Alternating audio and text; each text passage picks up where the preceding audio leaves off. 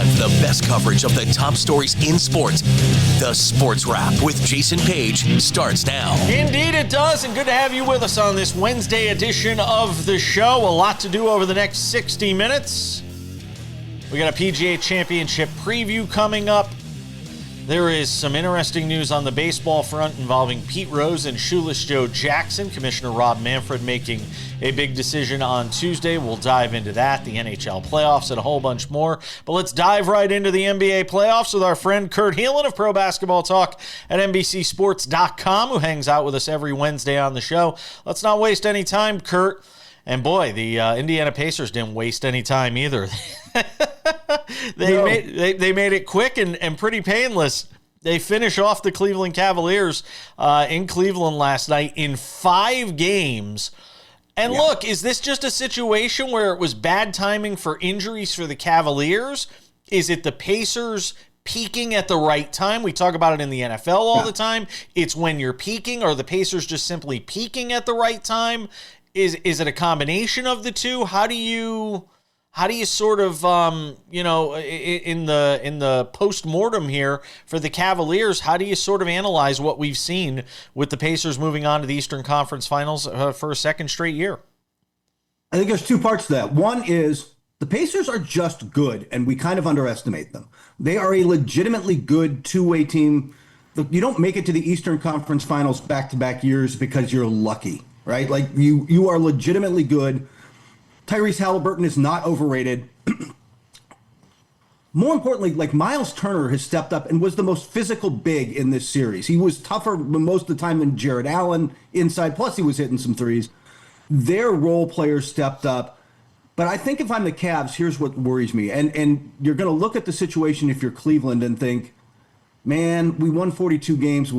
Injuries hit us, right? And there is something that Darius Garland playing through that turf toe.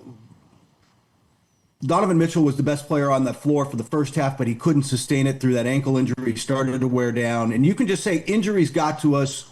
We tweaked this thing, and we come back. But Ty Jerome really wasn't that good in this series. And Hunter wasn't that good. And more importantly, they got outworked every night, or virtually every night. They were out-toughed, out-physically. They're physically pushed around every night by a Pacers team that isn't the most physical of teams. Underrated, but again, not the most physical of teams. If I'm the Cavs, I've got to take a step back and think about how I'm making this thing work. And by the way, second apron's coming for them. Like they're not going to be able to keep Ty Jerome and Hunter this summer probably. They are probably going to have to cut one of them and make some other tweaks on the fringes to stay within reason. And I think because of, and a whole nother topic with the Tatum injury, they probably try to run it back largely, but they've got to find some grit because they didn't show any in this playoffs. What does it say about Rick Carlisle? I mean, we talk about the great coaches in this game. We talk about Eric Spoelstra. Obviously, Greg Popovich, who's now stepped away, obviously, and taken a front office role following his medical issues. We talk about Ty Lue and the job he's done and his coaching prowess. We talk about the great coaches of the game. Do we skip over Rick Carlisle too many times? A little bit. Look, he is one of the best X's and O's minds in the game. He is a brilliant X's and O's coach who's a little gruff and hasn't always connected with players, but it's working with this group. He's putting them in good positions, and he has learned how to maybe connect with younger players a little better, or at least set up a situation where that works. But his X's and O's mind just puts them, like, he looked at this roster and knew what they needed and knew how to get them in spots, and they did run past, the Cavs in this series. Yeah, they certainly did. Is there any reason when you talk about the Final Four teams that are going to be, in this NBA postseason, and obviously they're the first to punch their ticket. The Knicks are obviously on the precipice of doing that, as are the Warriors, and we'll get to the Thunder and the Nuggets here in just a moment. Is there any reason that you would pick against the Pacers when you look at this Final Four?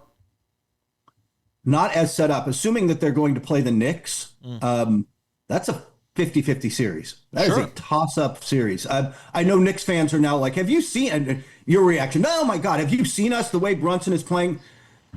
Pacers have played them well over the last couple of years. It is a fascinating X's and O's matchup, but it's much more even than people think. Because, again, I think people sleep a little on the Pacers. That's going to be a 6 or 7 game Slugfest series. Yeah, slugfest. I don't know if it's a slugfest. Well, the Knicks will want to make it a slugfest, and the Pacers will want to get out and run, and that'll be part of the story. But like, it's going to be a fun series. It is. But I think, look, they legitimately have a chance to reach the finals now. Like they have a legitimate chance, which is not something I thought going into the playoffs. Tell me how Michael Porter is taking your last 2 shots in a game where he can't throw the ball in the ocean. He could barely lift his arm up above his shoulder, Kurt. And you just had Nikola Jokic hit some pirouette 3, and he's having the best game of the series, at least since the first game of the series. How is Michael Porter taking the 2 biggest shots of the series for the Denver Nuggets? You've got to make it make sense to me, because I can't in that Game 5 loss last night. And nobody else. I mean, that's the stat. In the fourth quarter, Jokic had 13 points, 4 of 6. Every other Nugget in the fourth combined 1 of 15. In fact, every other Nugget, when you start from the point that they were up by, I think it was 12 or 13, middle of the third, they were 2 of 24. The rest of the guys did not show up, but that is a team that has been there before and believes those guys will make plays, and so they're going to get ball to the open man. The Thunder have done a good job of just making Jokic work for it, make him play in a crowd, make it a little bit difficult, keep throwing different looks at him, and dare any other Nuggets player to beat them. Aaron Gordon's done it a little bit, but they can't do it consistently. And Porter's pain tolerance is through the roof, dude. Like, I don't know how he is still out there. You watch him lift his arms and he winces. Like, it's just bad. But he's the guy. They've done a good job. Like, all right, make him make the shot. Make anybody beat us that's not Jokic, and it's working. And by the way, credit to the Thunder. They have proven they can win the gritty games. Yes. They've learned maybe in this series, learned how to win gritty, tough, physical, grinding playoff games in a way they didn't really have to in the regular season because they just overwhelmed everybody. Yeah, they have. And by the way, I think this gets back to Oklahoma City for Game 7. I think that series winds up. I would not be surprised. Yeah.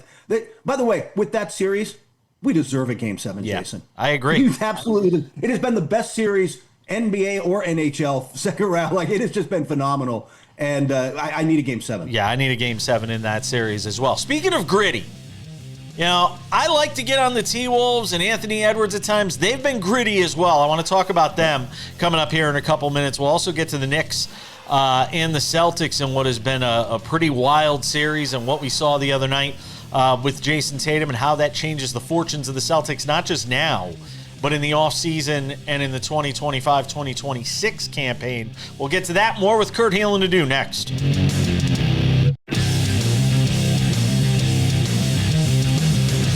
All right, let's continue the conversation on the NBA with Kurt Helin of Pro Basketball Talk at NBCSports.com. He joins us every week here on the show, Talk NBA. All right, Knicks and Celtics. Good luck making sense of this.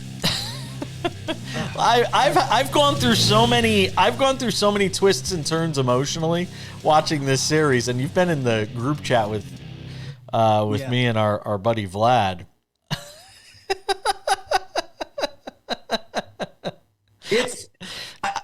First off, credit to Jalen Brunson for being the best player in this series. With Tatum, with everything that the Celtics bring, Brunson has clear and away been the best player in this series and deserves all the plaudits for it. Well, but I said when they were up 2-1, and it felt like all the momentum was back with the Celtics. The one argument I made for the Knicks was Brunson had not still had that Brunson game yet. He had not had that moment, that game where he just went off. And the Knicks had not had really that game. The Knicks played 3 games that were all virtually the same. And it was the Celtics who elevated their game in Game 3. And then in Game 4, the Knicks played a second half where they really elevated their game. And Brunson in particular really stepped up and played at a different level. And they go on to win. And they win that game whether or not Tatum gets hurt. Regardless of whether Tatum gets hurt, they're winning that game. It's just a question of what happens the remainder of the series. And now, obviously, with Tatum hurt, the Celtics are up against it. And while it looks like the Knicks are going to move on to the conference finals, nothing is a foregone conclusion the way this thing is gone. And I think the Celtics are going to come out and really come out swinging in Game 5. I expect them to come out swinging in Game 5, knowing that it's probably their last chance. What happens to this Celtics team now, knowing that Tatum's probably gone for most, if not all, of next season? Where do the Celtics go here, Kurt? Yeah, they have to consider punting next season. They already were going into this offseason. The buzz around the league was, especially with the ownership change, they were going to be selling a rotation player or two and looking to get their salary cap number down, because they were they're 20 million into the second apron already. Like, they're just deep in. They've got to find a way to lower numbers. They've got to find a way to bring it back. And so it was already thought that Drew Holiday might be available, or maybe a Derek White, or Porzingis is a name you hear, although I don't know how much you can get for him the way he's played and the injuries and everything. But that, there are players out there that up-and-coming teams like a Houston or San Antonio might have and the teams with assets might have real interest in picking up. Now you've got to consider punting next season. Hey, do you want to keep Jaylen Brown? Or is it time to move on from the Brown? I mean, these are the conversations they need to have. I can guarantee you, like, Sam Hauser's probably not back. I'd be shocked if Al Horford's back, and they will move on from one of White and or Holiday, but they could make bigger sweeping moves than that. Porzingis, they would probably be interested in moving, and Jaylen Brown moving on for the right package is not off the table. Probably doesn't happen, because in 2 years you're going to be back and you could try to make it happen. I mean, Tatum's only 27. He's going to be 29. He's still going to be in the middle of his prime when he returns.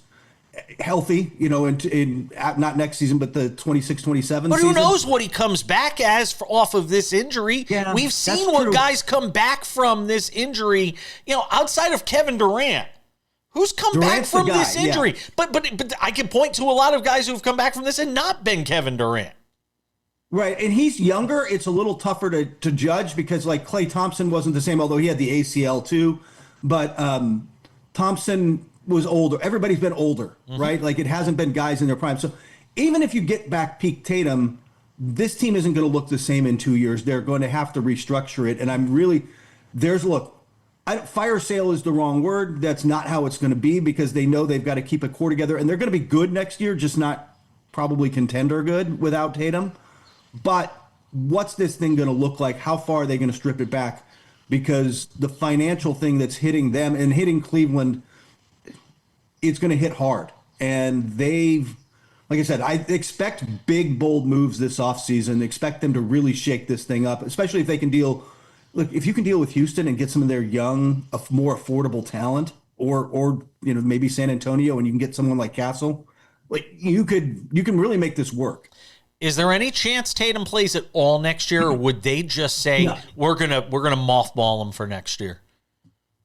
Tatum plays through everything. He is up there with, LeBron's been durable. Yeah, I know. And so if he's that durable and wants to, him being back for the end of the regular season, maybe the last month and the playoffs, isn't out of the question. But like you said, when you come back from that injury, it's still a ramp-up process for everybody that's not Adrian Peterson or somebody.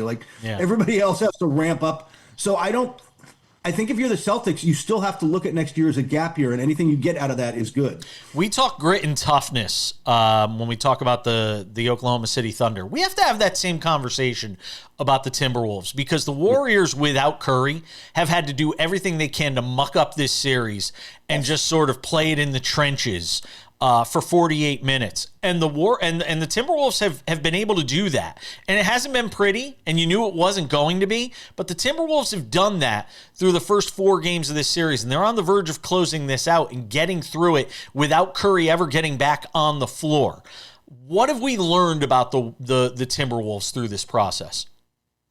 Again, it's sort of like the Pacers, right? Hey, they made the conference finals last year, but that's not going to happen again. No, they're better than we think they are. And especially after the Towns trade, it took so long for this team to find its rhythm, to find its identity again, but it has found it now, especially defensively. They've started to really kind of pull the thing together with Rudy out. people like to bag at him, but like he's been good. He has been able to make plays. Anthony Edwards is figuring out how to be the face and best player on a championship level team. They've got the right veterans around them, but they're so big. They are so long. They are so athletic that it's going to make an interesting series against, if it's them and OKC. Like they are built to at least trouble OKC. They have the defense to at least trouble OKC some and put some long athletic guys on Shea. What we've learned is that they're not only gritty and well coached. This is just a well-built team. This is a well-built, well-constructed NBA team. Well, we'll see how it all plays out. I'm out of time. I'm going to ask you some bonus questions that people can watch on our YouTube channel, SportsWrap with Jayson Page YouTube channel. I'm going to ask you a couple of bonus questions that people are going to have to go to there. That is what we call a tease in the business. Kurt Helin, Pro Basketball Talk at NBCSports.com. Check out his work there. Always appreciate you, my friend. Thank you. Oh, anytime, buddy. We're coming back. More to do on this show. Pete Rose, Shoeless Joe reinstated. Next. Welcome back to Sports Wrap on this Wednesday. Big news came down on Tuesday. Our first chance to react to it on this show. Rob Manfred, Commissioner of Major League Baseball, making the announcement that he was ending the lifetime ban of a few former Major League Baseball players, namely Pete Rose and Shoeless Joe Jackson, for their roles in various gambling, sports betting controversies. And look, this is something we've talked about a lot on this show, really since the inception of this show in various forms. Sam Yarnell hangs out with us on the program today, as he does just about every day. And Sam, look, here's my take on this whole thing. And it goes something like this. First of all, too little, too late, Rob Manfred. You could have done this while Pete Rose was still alive, and he would have had at least a chance for Hall of Fame voters to make a decision on whether or not he should be voted in to the Hall of Fame, which we'll get to in a second. Because here's what's changed between yesterday's decision and 18 months ago when Pete Rose is still alive. Absolutely nothing. Nothing's changed. Nothing's changed in the decision that Rob Manfred has made. And here's why I say that. Pete Rose is dead. He can't manage. Pete Rose is dead. He can't be a general manager. He can't be a first base coach. He can't be a scout. He can't have any involvement in Major League Baseball. He's dead. Nothing's changed in Pete Rose's role in Major League Baseball from yesterday to 18 months ago when the man was still alive. Nothing's changed. And now it just goes, now the onus shifts from Major League Baseball to the Baseball Writers Association of America, which still has a bunch of old timers who still think that, we'll leave the Baseball Writers Association of America alone, because there are a lot of things we could do. Because I still see plenty of them who have like food dribbling down their BBWAA card. All right, that's enough. All right. That's enough. We still see we've seen them all in press boxes at baseball games. Bless their hearts. Bless their hearts, who haven't written anything in 30 years, but still somehow have a vote on what goes into the Hall of Fame and what doesn't go into the Hall of Fame. We still see them today. Nothing's changed. So to me, Rob Manfred could have done this 18 months ago while Pete Rose was still alive and at least given him the opportunity to make his case to the writers, to politic to the writers, whereas now he doesn't have the opportunity to do that because he's 6 feet under. So to me, it was the cowardice act by Rob Manfred to do this now. And we'll see what the baseball writers ultimately elect to do. But I don't think anything's going to change. I don't think Pete Rose is getting into the Hall of Fame regardless, Sam. Well, I'll tell you one thing that changed, Jason Page, and the reason that this all happened is because the thing that changed is the Heat got turned up on Rob Manfred. And what happens literally every time the Heat gets turned up on Rob Manfred? He jumps to make a decision that ultimately ends up hurting baseball. I'm not saying this is one of those, and I don't. Again, this is so hard for people to understand when people are asking me what my take on it was yesterday. I really don't care as long as they decide something. Like, as long as it was figured out. I never saw Pete Rose play, right? My grandfather tells me stories about watching Pete Rose. He didn't even see Shoeless Joe play, right? So my big thing with this was always, if Major League Baseball is going to do it, they have to make sure that if they remove Pete Rose from the ineligible list, they have to take that entire Black Sox team, which thankfully they did. But I will say that this all was born out of the media. I don't want to say hype and I don't want to say circus because neither word is reflective of what it was. But the media pressure seemingly on Rob Manfred to recognize Pete Rose for the legend that he was during his time in Major League Baseball. To me, coupled with the fact that Rob Manfred in this new era of baseball for the last, let's be conservative and say 3 years, has been deeply in bed with all of these major gambling companies, raised a couple of red flags. And he started to feel the pressure and jumped to a decision that I personally don't think he had to make. I agree with you. But I think ultimately there wasn't. I think the ultimate thing that pushed him over the edge was the relationship with all these sports. If they weren't in bed with sports betting, I don't think he ever makes this decision. I don't think he ever makes this decision if not for the fact that Major League Baseball is in bed with sports betting, that you cannot escape a Major League Baseball game now without some form of sports betting coming across your screen, whether it be a commercial, whether it be a live betting line, whether it be, some, hey, check out this special parlay.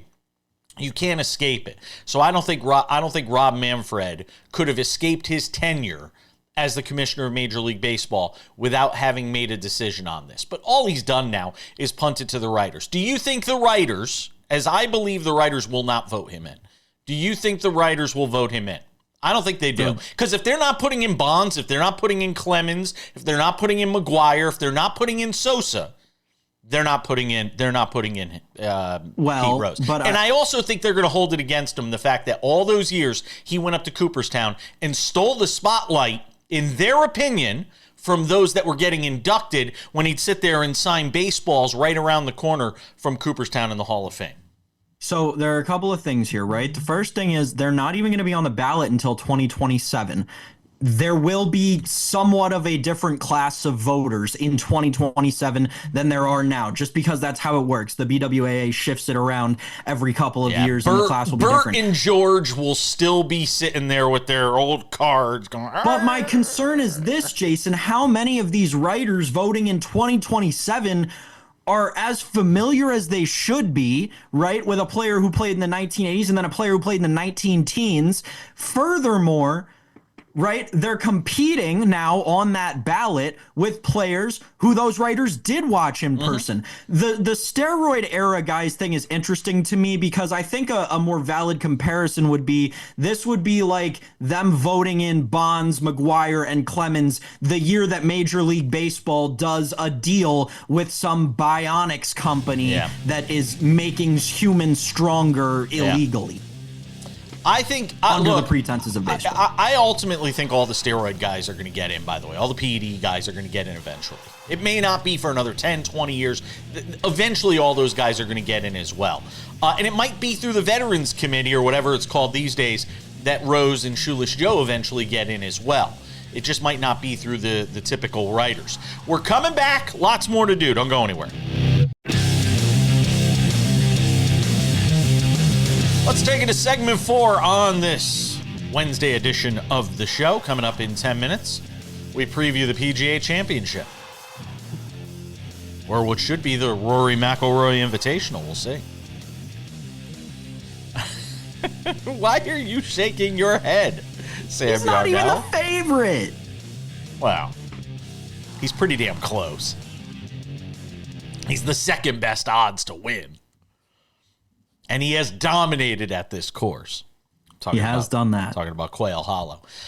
So Sam Yarnell, let's talk some hockey here, as the Dallas Stars have pushed the Winnipeg Jets to the brink with a winning Game 4, take a 3-1 series lead in that best-of-7 Western Conference semifinal series. And look, I mean, we've seen it in the East with the Capitals, and now we see it in the West with the Stars, doing what they've done here against the Winnipeg Jets. Yeah, and I mean, Jason, this is last night seemed like it was an exact perfect example of everything that we talked about and that we talked about with Dennis yesterday on the show. Dennis Bernstein, of course, yes. Yes, Dennis Bernstein, our friend from the fourth period in Sirius XM NHL radio. Mikael Granlund in this game going off for a hat trick, I don't think anybody saw coming. Nope. But what did I say yesterday about this Dallas Stars team? They've got the performance from Mikko Rantanen. If they can get those guys around him going, which they've done, this team in the Dallas Stars is turning into a buzzsaw. Now, I know it's the Winnipeg Jets and everyone's going to talk about the curse of the President's Trophy and yada, yada, yada, yada, yada. Whatever. The fact of the matter is this. Jake Ottinger has been a beast in this series. Connor Hellebuck again faltering on the road. Hasn't won on the road in this postseason. It's remarkable. It really is. And there have been chants. I know there were chants when he gave up some goals in Dallas. It must have been last game. There was chants of U.S. backup. I think the Winnipeg crowd and the Dallas crowd have been going back and forth because Ottinger and Hellebuck are the two goalies for the U.S. national team. Again, like we talked about with Dennis yesterday. But Ottinger has simply outperformed him so far in this series. And it'll be interesting to revisit that conversation when we approach Olympic competition as to who will be the starter, because it's obviously going to be someone from this series. But who will it be? If you had to pick on just this series alone, it's Ottinger six times out of 7. But Jason, again, this Stars team, they're playing well around their stars. And that is really something that is going to propel them to being a Stanley Cup contender. I might like them over the Oilers. I look, as much as I give Dennis grief for how badly he got it wrong with Edmonton and Las Vegas, because he loved the Golden Knights in that series, and we've seen what Edmonton has done there. He said it about the Stars that if they got through that opening round series, he thought they were dangerous to make a run potentially to the Cup Finals, and they obviously have a chance to do that now. But I wonder now, and look, we're going through this autopsy in the NBA, and Kurt and I talked about it, sort of with the Cavaliers and the Celtics and what they're going to have to do in the offseason in terms of revisiting, sort of and reshaping and in some cases maybe not reshaping. I don't think the Cavaliers are going to do all that much. I think they're going to run it back with most of what they had this year and say, hey, we're not going to have Garland get injured and Mitchell get injured next year so late in the season. What do you do in the case of the Capitals? What do you do in the case of Winnipeg? Do you run it back with this same group next year? That's something they're going to have to ask themselves. Well, Winnipeg's interesting, right? But with the Capitals, you don't have another choice. You only have a select few number of years left with the greatest goal scorer of all time on your roster. You got one left. That's it. Right. Well, that's if he doesn't renew, right? I am not writing off that possibility. I refuse to write it off that next year is going to be his last year farewell tour. Could be right. Regardless, the Capitals, as long as he's on that roster, Jason, they have no choice, but they got to keep going for it. They have to keep mortgaging the future on the present because, quite frankly, it's the respect that you have to give as an organization to the, again, greatest goal scorer of all time. All right. So we got tonight. Who wins?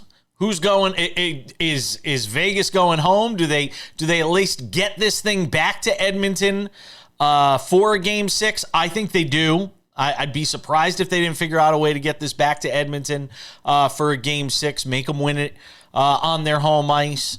Florida and Toronto, obviously a pivotal Game 5. We talked about it yesterday on the show. A must-win for the Maple Leafs, considering we have a lot more confidence in Florida.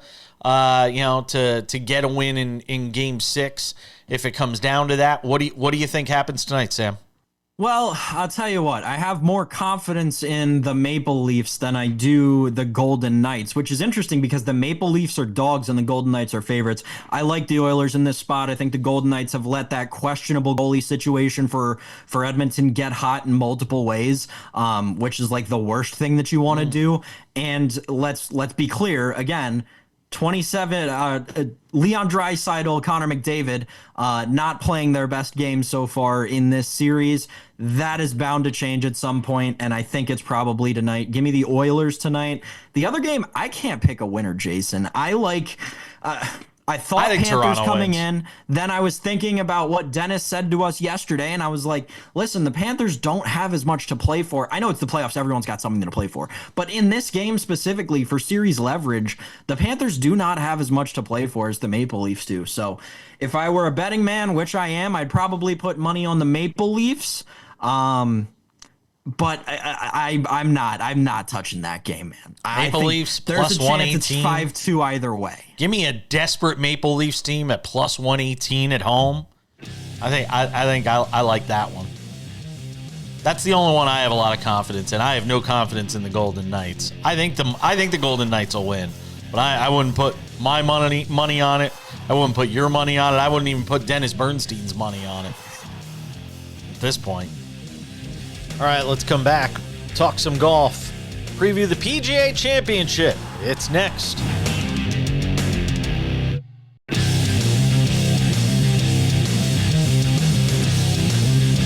All right, coming up in 10 minutes, odds and ends.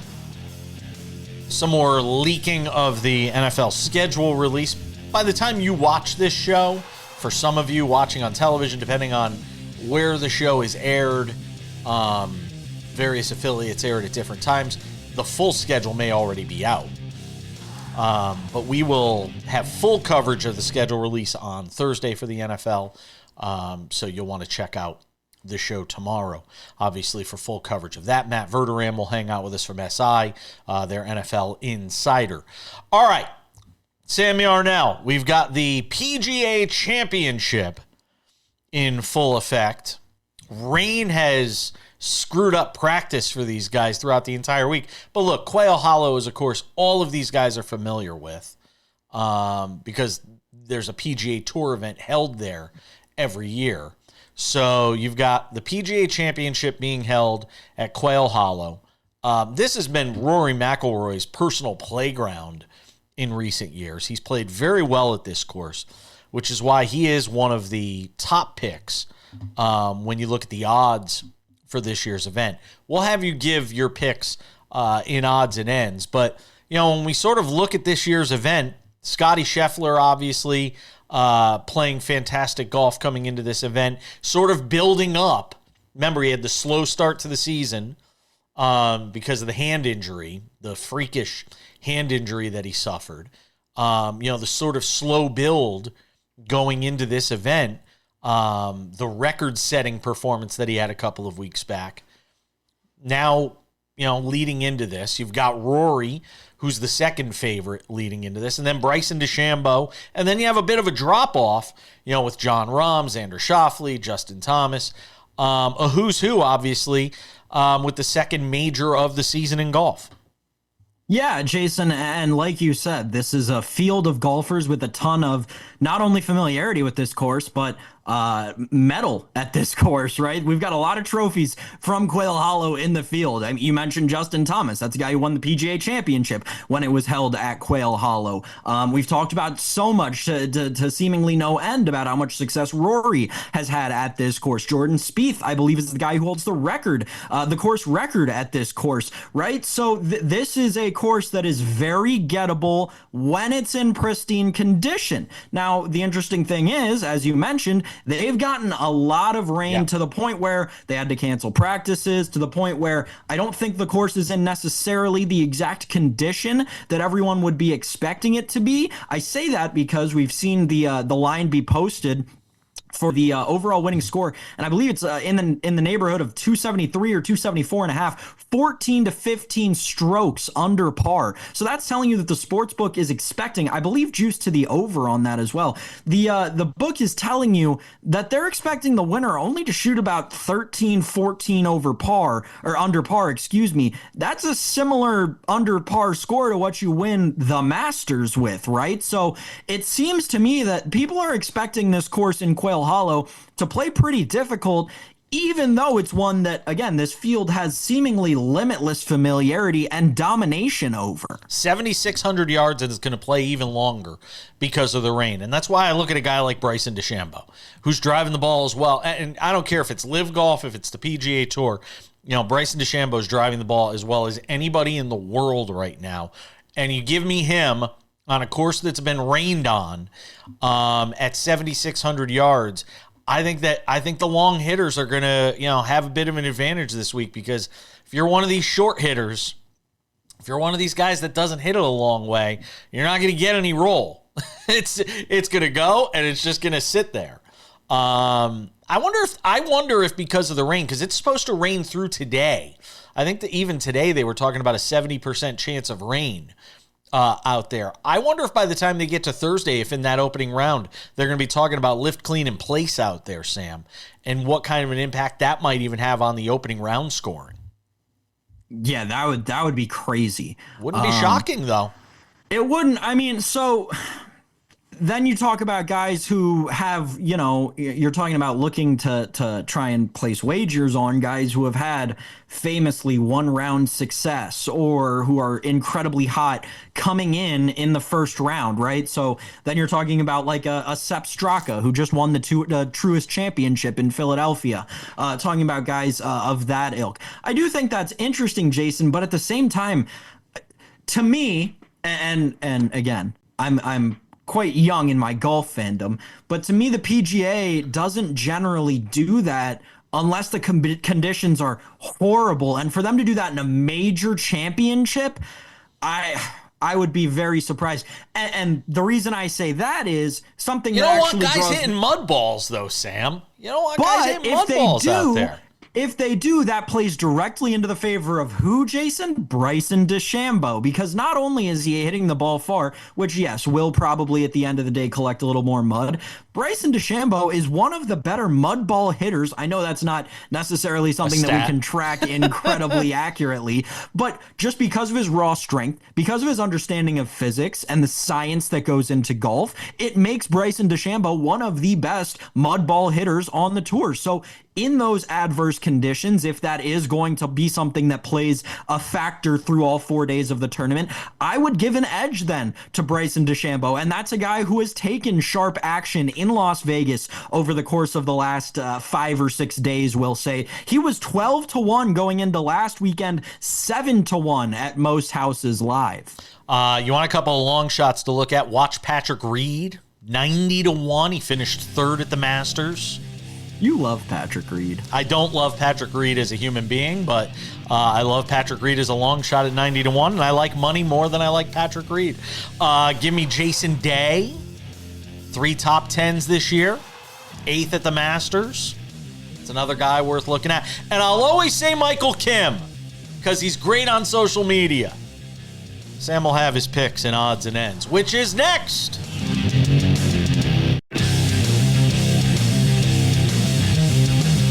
Just about time to put the wraps on this baby for a Wednesday. Don't forget, on Thursday's show, we'll be joined by our friend David Ardsman, his weekly MLB spot. The former reliever hangs out with us, talk about the top stories around baseball. I'll be curious to see what he thinks on the Pete Rose story, too. He's anti-Rose getting into the Hall of Fame. He has been in the past, but I'll be curious to see what he makes of this news. We'll also be joined by Matt Verderam. SI does a great job on the NFL, one of their insiders.